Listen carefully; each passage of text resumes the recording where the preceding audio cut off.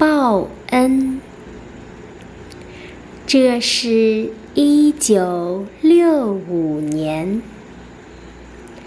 一个小男孩和他的父母一起在海边。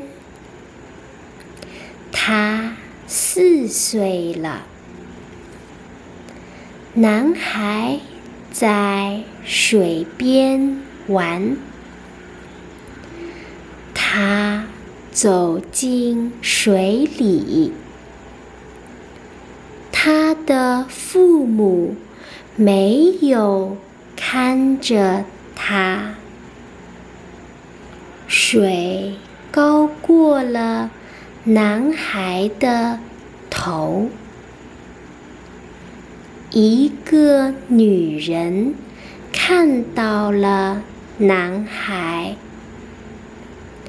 女人的名字叫布雷斯女士。布雷斯女士抱起了男孩。她抱着他，找到了他的父母。谢谢你，男孩的父母说。现在是1975年，10年后，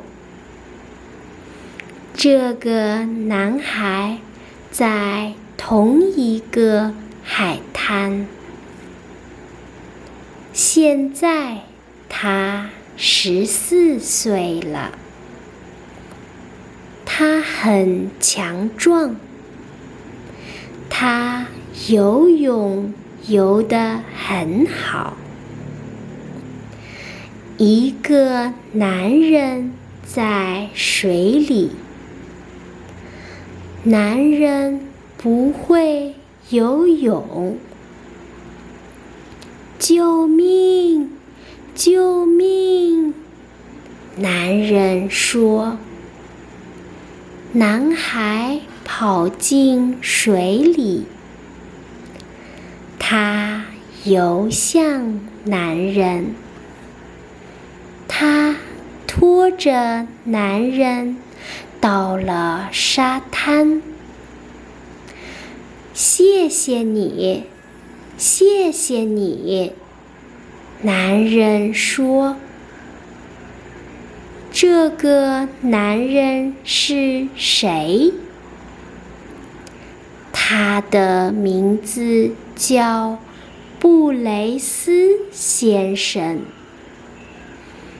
他是布雷斯女士的丈夫。这是一个真实的故事。